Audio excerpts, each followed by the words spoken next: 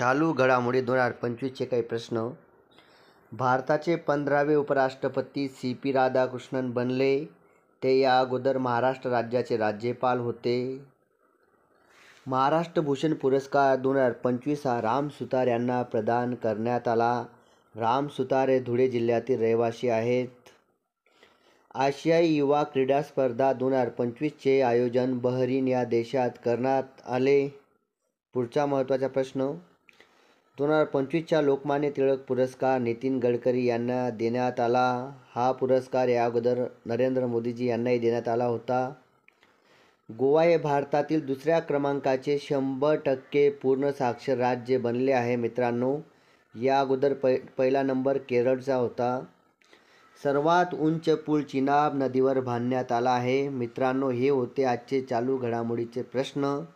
नवनवीन प्रश्न माहिती ऐकण्यासाठी, व्हिडिओ पाहण्यासाठी या चॅनलला नक्की सबस्क्राईब करा. धन्यवाद.